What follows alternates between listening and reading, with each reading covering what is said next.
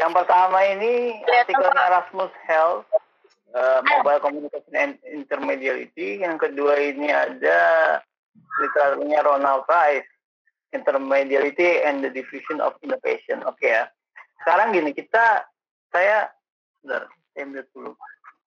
Oke. Kita harus duduk ya, konteks artikel ini pada eranya masing-masing. Yang pertama, Rasmus Health menulis tahun 2013.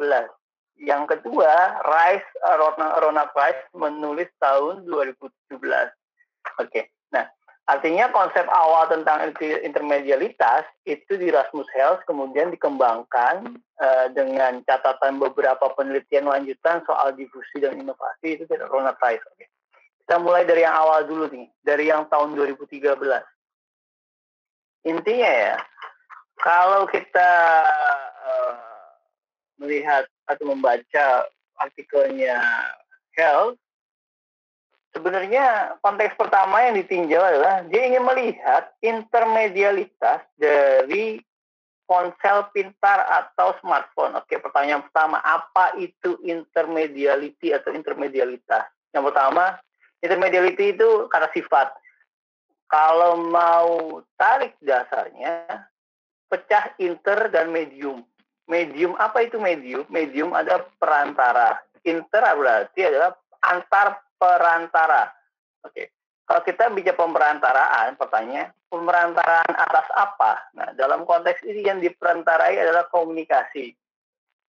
Jadi, bagaimana suatu komunikasi diperantarai oleh lebih dari satu medium.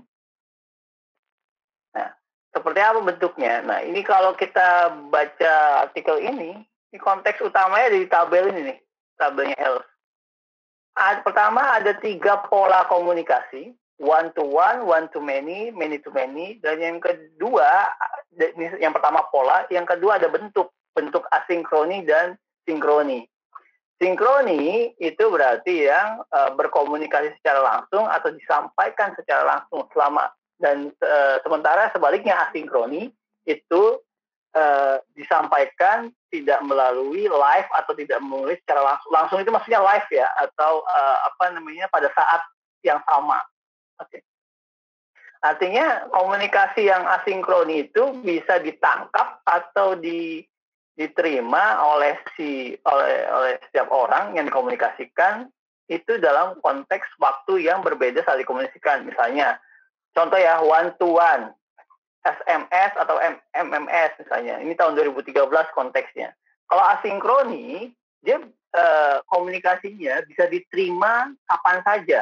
Bisa diterima 1 jam kemudian, 2 jam kemudian, atau sampai esok hari atau lanjutnya selama data komunikasi itu tidak dihapus. Sementara sinkroni seperti telepon, voice call, atau voice chat, atau video chat, yang itu harus diterima pada saat itu juga, live. Jadi ini konteksnya live dan bisa diterima sembarang waktu atau kapan saja. Ini konteksnya kalau dari polanya one to one, satu komunike orang yang mengkomunikasi kepada satu penangkap komunikasi. Kemudian yang kedua one to many, satu orang mengkomunikasikan, banyak orang yang menerima komunikasinya. Kalau asinkronus contohnya adalah website, satu orang posting sesuatu di web misalnya, banyak orang yang bisa membaca pesan atau sesuatu yang dikomunikasikan itu. Sementara kalau sinkroni, contohnya adalah siaran radio dan televisi.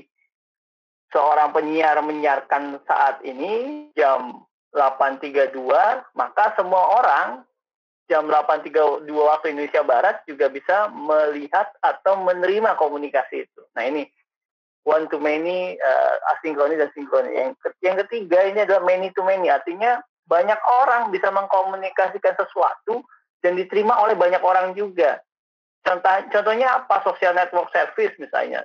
Kita nge-tweet sekarang gitu, asinkroni ya. Kita nge-tweet hari ini, kita posting tweet di Twitter gitu, tweet kita misalnya. Saya protes nggak suka dengan Omnibus Law misalnya kan. Saat kita posting, orang bisa membaca apa yang kita komunikasikan, apa yang di Twitter. Dan yang selanjutnya, mau di jam-jam berikutnya, orang juga masih bisa membaca apa yang kita komunikasikan. Ini yang kemudian asinkroni. Kalau sinkroni, ya seperti saat ini, online chat room atau Google Meet ini contohnya sinkroni.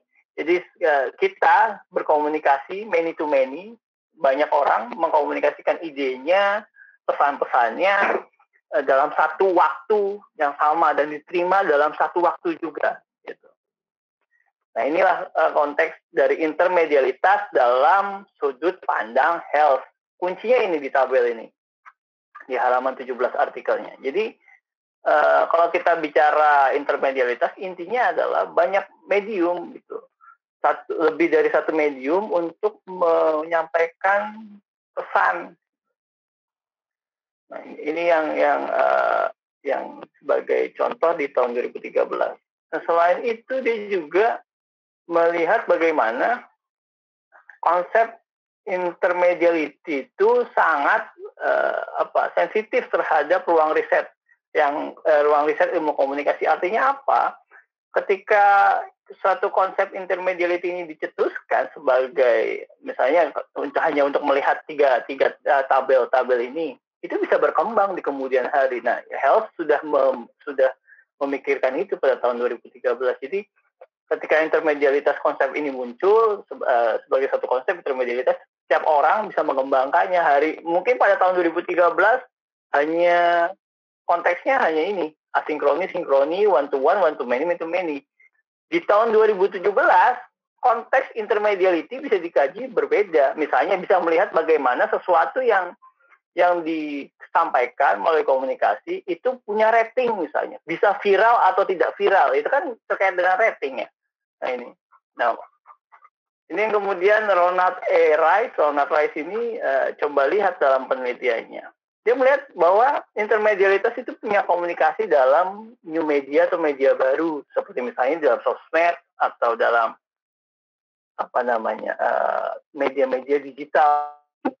Nah, kemudian apa yang dimaksud sebagai difusi. Nah, ini juga pemaknaannya harus jelas. Kalau tadi siapa Ilham ya sempat bicara fusion itu penyatuan. Diffusion itu kebalikannya, sesuatu yang bukan disatukan. Kalau fusion itu menyatu, diffusion itu sesuatu yang sudah ada terus disebarkan. Nah, bahasa Inggrisnya dia spreading something gitu. Sesuatu yang disebarkan, ditaburkan gitu. Jadi misalnya contoh ya, orang posting konten di YouTube gitu. Dia kan menyebarkannya. Dia YouTube medium pertamanya, dia upload video ke YouTube. Selanjutnya apa? Video dari YouTube-nya dia share lewat sosial media yang lain. Dia tampilkan di Facebook, ditampilkan di Twitter, ditampilkan di Instagram kan gitu. Di share lewat WhatsApp, disampaikan di grup WhatsApp. Ini ada video, tolong ditonton dan segala macam. Nah inilah kemudian konteks diffusion dari intermediality. Yang pertama, intermediality-nya di mana? Dari hanya sekedar YouTube, konten di YouTube disebarluaskan ke media-media yang lain, ke platform-platform yang lainnya. Ini konteks intermediality-nya muncul. Dari konteks bagaimana proses intermediality ini, Ronald Rice melihat ini terjadi difusi, terjadi penyebaran gitu. Dari satu platform ke platform lain gitu. Nah, inilah yang kemudian terjadi pada hari ini. Lalu apa implikasinya dalam kehidupan? Implikasinya yang pertama yang paling jelas adalah repetisi atau pengulangan. Terkadang kita melihat sesuatu yang sudah misalkan kita tahu berita nih, berita yang nggak penting tuh, misalnya berita Rizky siapa ya, nggak penting tuh, Rizky siapa, biliar nuduh istrinya hamil di luar negeri, nikah, itu kan nggak penting ya. Tapi kita selalu melihat di Line Today ada, di Instagram tahu-tahu di Discovery, di bagian Discovery nongol, di Twitter pun nongol. Kita nggak pengen membaca gitu. Atau misalnya Nikita Mirzani berantem sama Mbak Imbong, ini kan misalnya saya nggak mau membaca itu, tapi kenapa berita itu terus muncul gitu. Di Instagram muncul, di Line Today muncul, di Twitter pun ada orang, entah teman saya atau siapa, dia meretweet hal itu gitu. Nah, ini repetisi yang tidak penting, yang tidak kita inginkan. itu muncul. Ini salah satu dampak. Akhirnya ada satu implikasi yang disebut polusi di ruang publik. Ya. Polusi itu apa? Polusinya bukan polusi udara, bukan polusi suara. Polusi informasi. Informasi yang kita nggak ingin tahu, tapi kok jadi kita tahu gitu. Ya, kan nggak penting ya Rizky apa yang dangdut apa itu. Dia ini ngomongin istrinya itu nggak penting gitu. Tapi kok kenapa kita harus terima informasi itu? Atau siapa Barbie Kumala Sari bikin apa, punya toko berlian, itu kan nggak penting gitu. Hal-hal yang tidak penting tapi disampaikan terus-menerus, akhirnya kita jadi tahu. Sebenarnya ini nggak perlu ada kan gitu. Cuma persoalannya sosial media kita hari ini mampu menangkap itu, terutama di kolom discovery atau kolom search gitu, atau sesuatu yang kadang kalau di Twitter itu jadi trending topik tapi nggak penting, entah apalah gitu, siapalah Dinda Hau nikah, itu nggak penting banget siapa dia gitu kan, tapi kok jadi trending topik di Twitter dan dia muncul di dalam timeline gitu, nggak pentingnya di situ. Dan lebih parahnya implikasinya dalam konteks intermediality, hal-hal yang nggak penting atau nggak kita inginkan itu berulang gitu, jadi repetisi, ada pengulangan. Buka Facebook ada lagi informasi tentang itu, buka Twitter ada informasi tentang itu, buka Instagram ada informasi tentang ini. Nah, inilah repetisi pengulangan. Dan dampak intermediate itu salah satunya, kalau saya boleh istilahkan, polusi. Saya nggak minjem lah istilahnya Metro TV waktu itu, polusi di ruang publik. Ada polusi informasi di ruang publik kita. Ini salah satu dampak dari intermedialitas. Ya kita pastilah akan bahas itu. Nah, itu mungkin kita bicara dampak dalam kehidupan.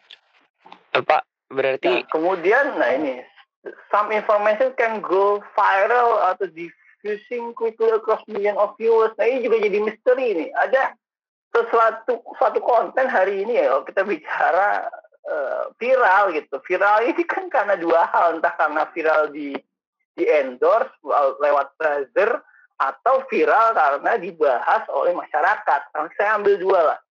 Viral karena ada duit, dinaikin ratingnya, atau viral karena memang dilihat masyarakat dan dikomentari atau jadi perbincangan. Saya ambil contoh kejadiannya, kasusnya siapa ya? Fredian Paleka yang dia bikin konten YouTube, kemudian dia sebar konten YouTube tentang bagi-bagi sembako tapi isinya sampah. Kemudian itu kan tersebar viral kan. Nah, persoalannya bagaimana itu bisa viral? Viral karena apa? Viral karena pujian atau karena hinaan? Kan gitu. Viral karena prestasi atau karena dikritik? Nah, ini sesuatu yang hari ini di dalam kehidupan kita, mau kalau kita entah kenapa menyaksikan itu gitu loh. Sebenarnya kan nggak, misalnya saya sebagai akademisi yang meneliti ilmu sosial gitu atau ilmu politik, saya nggak pengen dapat informasi tentang itu, tapi entah kenapa di timeline itu muncul kan gitu. Nah, inilah sesuatu yang viral kadang juga ini jadi misteri. Viralnya itu apakah memang masyarakat itu punya demand terhadap konten tersebut atau memang di endorse gitu. Nah, ini juga jadi penting, jadi kajian penting. Ada banyak metode. Ada beberapa metode yang ada beberapa metode penelitian, dia punya desain untuk meneliti misalnya suatu konten itu di endorse buzzer atau diviralkan oleh buzzer atau diviralkan oleh masyarakat gitu. Itu ada kalau mau cari itu di Indonesia tuh biasanya drone emprit ya, drone emprit itu bisa di drone emprit. Nah, dia biasanya punya metode menganalisa sesuatu yang trending itu. Nah, trending oleh bot atau trending oleh masyarakat. Nah, ini drone emprit punya metodenya. Dan selain drone emprit ada juga banyak lembaga lain yang sudah mengembangkan metode penelitian untuk meneliti suatu konten itu viral itu karena diviralkan masyarakat atau oleh bot gitu, atau oleh buzzer dan segala macam. Nah, ini yang perlu kita simak. Nah, catatan saya adalah begini, dulu ya satu orang pemikir filsuf lah, asal Jerman, asal Frankfurt, namanya Jürgen Habermas. Dia bicara begini dulu ya, zaman belum ada internet seperti sekarang atau media sosial sekarang. Dia bicara begini. Dulu dia mengkritik media-media yang ada seperti koran, TV, radio itu dikuasai oleh oligarki, oleh pemilik modal yang kemudian berita-berita yang disebarkan itu syarat dengan kepentingan tertentu, baik kepentingan politik atau kepentingan ekonomi. Akhirnya dia bicara bahwa ruang publik itu tidak demokratis pada saat itu, tahun 70, tahun 80. Dia bicara ruang publik itu nggak demokratis karena media itu atau industri media itu dikuasai oleh oligarki, oleh para pemilik modal. Dia kemudian mencita-citakan adanya suatu ruang publik yang demokratis. Artinya apa? Yang bisa menyebarkan informasi atau diffusion information itu tidak hanya dilakukan oleh industri. Kalau kita bicara 70-80 kan yang bisa melakukan difusi terhadap informasi kan hanya industri media, koran, TV, radio. Sekarang difusi informasi, difusi gagasan, apapun itu bisa disebarkan oleh siapa saja gitu. Siapapun yang punya akun YouTube, yang punya akun Twitter, punya akun Instagram bisa menyebarkan itu. Artinya apa? Tidak lagi kemudian dikuasai oleh segelintir orang atau dalam tanda kutip oligarki. Nah, harapannya Habermas, ruang publik itu bisa jadi demokratis kalau semua orang bisa melakukan difusi informasi. Ternyata hari ini di tahun 2020 gitu kita melihat fenomena ruang publik demokratis, setiap orang bisa menyebarkan informasi. Tetapi tidak semua informasi itu kemudian berkualitas. Bahkan ada juga yang penyebaran informasinya itu diatur oleh bot, diatur oleh buzzer, yang ujung-ujungnya juga dikendalikan oleh uang, kekuatan uang. Siapa yang punya uang, dia bisa bayar buzzer, dia bisa buat bot yang sangat canggih, dia bisa sebarkan informasi apapun itu, mulai yang penting dari nggak penting, yang bohong ataupun yang benar, kan seperti itu. Nah, ini jadi catatan dari saya. Kemudian, nah ini yang mungkin ruang lingkup risetnya Indonesia ya, karena Indonesia ini 250 juta jiwa, dan kalau kita bicara intermedialitas, nah ini mungkin kalau ada yang teman-teman berminat nanti dalam skripsi atau apa, bisa juga meneliti tentang bagaimana suatu informasi, baik yang misalnya yang suatu informasi hoax gitu, itu bisa tersebar lintas platform, dari Facebook ke Twitter, dari Twitter ke misalnya ke Instagram dan lain sebagainya gitu. Ini menjadi catatan gitu, dan bisa menjadi bahan penelitian buat teman-teman kalau berminat untuk meneliti hal ini gitu. Kemudian terakhir deh, ini kita bicara soal rating ya. Tadi ada bicara rating itu apa sih yang dimaksud rating? Rating itu kita bicara dua hal. Pertama, rating itu dasarnya apa? Rating itu penilaian. Ya. Kalau kita dudukan, rating itu penilaian secara vertikal. Ada yang nilainya lebih tinggi, ada yang nilainya lebih rendah, ada yang 5, ada yang 1 gitu. Nah, kita bicara rating, maka ada dua konsep. Pertama, rating yang dilakukan berdasarkan penilaian oleh suatu institusi, atau yang kedua, rating yang berdasarkan penilaian yang dilakukan oleh masyarakat. Nah, ini yang dua hal yang beda. Rating institusi misalnya apa? KPI, Komisi Penyiaran Indonesia, dia bisa ngasih rating tuh suatu acara itu buruk buat anak-anak gitu misalnya, atau suatu acara itu baik untuk edukasi, untuk pendidikan anak-anak, kan bisa. Makanya kalau kita nonton TV itu ada tanda rating di pojok kiri atas atau kanan atas, SU semua umur, atau BO bimbingan orang tua, atau D dewasa kan gitu. Nah itu yang disebut rating oleh institusi. Yang kedua, rating oleh masyarakat atau oleh netizen, warganet misalnya. Ketika ada satu posting, ya itu dilihatlah berapa viewersnya. Ini kita sudah tahu. Misalnya kita buka YouTube, kita mau nyari satu konten, kita lihat viewersnya berapa nih konten. Kita lihat Instagram juga menyeleksi konten-konten yang ratingnya tinggi gitu, atau like-nya tinggi. Berapa nih like dari posting Instagram? Nah itu yang coba ya itu rating berdasarkan tangan atau berdasarkan keputusan netizen, masyarakat banyak, halayak ramai kan gitu, mass gitu atau massa gitu kalau bahasanya. Itu ya menurut saya dalam konteks hari. Jadi intermediality konsepnya masih bisa berkembang, pemaknaannya masih bisa dikembangkan. Teman-teman bisa kok meneliti hal ini sebagai nanti tugas akhir atau mau buat paper ilmiah. Karena kalau kita bicara konteks sosial Indonesia, media di Indonesia dan konteks kehidupan sosialnya itu ya masalahnya sangat banyak gitu. Dan setiap masalah pasti bisa diteliti. Saya pastikan itu semua masalah apapun itu, mulai dari saya pernah baca skripsi orang itu tentang viralnya pohon janda bolong ya, tanaman janda bolong atau apa yang sebelumnya itu lidah mertua atau apa gitu, sehingga mempengaruhi itu itu kan tanaman itu nggak langka sebenarnya, bukan satu tanaman yang susah untuk dibudidayakan, tapi kenapa kemudian tanaman itu bisa populer kan gitu. Nah ternyata itu pengaruh komunikasi dalam media, pengaruh majalah Trubus misalnya, atau pengaruh sosmed yang memviralkan tanaman-tanaman itu. Nah itu yang jadi persoalan. Nah, bisa juga nanti misalnya kasusnya Ferdian Paleka mau diteliti ya bisa, atau viralnya podcastnya Deddy Corbuzier bisa juga. Banyak hal yang hari ini kita bicara komunikasi mobile, komunikasi digital, new media dan media baru, banyak banget hal yang bisa diteliti. Teman-teman bisa explore. Pokoknya kalau penelitian nanti tugas akhir, pesan saya adalah jangan cari judul, tapi cari masalah.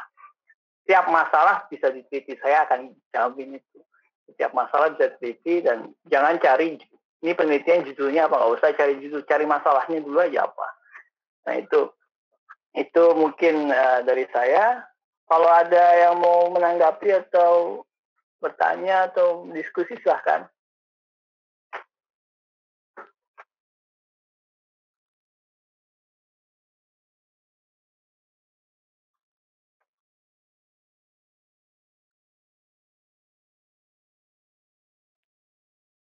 Oke, ada yang mau bertanya, berpendapat? Sudah jam 9 kurang 9 menit. Kalau tidak ada, kita akhiri.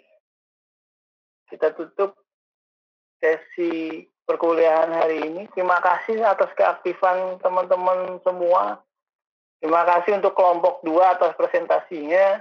Walaupun ada kendala teknis, saya memaklumi kendala teknis lah, karena ya internet kadang error, kadang lemot, atau mungkin karena kendala gadget ya, segala macam itu saya maklumi. Saya sudah terima makalahnya, cukup memenuhi struktur yang sudah saya minta di instruksi. Ada ulasan literatur pertama, literatur kedua, dan analisa contoh kasus. Terima kasih, makalahnya sudah cukup baik sejauh ini untuk kelompok 2. Dan untuk kelompok 3 dan kelompok selanjutnya saya pesan tolong buat makalah dan presentasi sesuai dengan instruksi. Instruksinya sudah ada di Google Classroom, lihat struktur penulisannya, apa aja yang harus ada di dalamnya. Oke ya.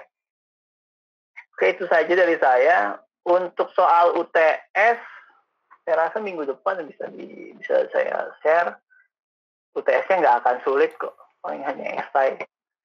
Oke ya, itu saja. Terima kasih atas kehadirannya, partisipasinya. Sekian, selamat malam. Wassalamualaikum warahmatullahi wabarakatuh. Waalaikumsalam.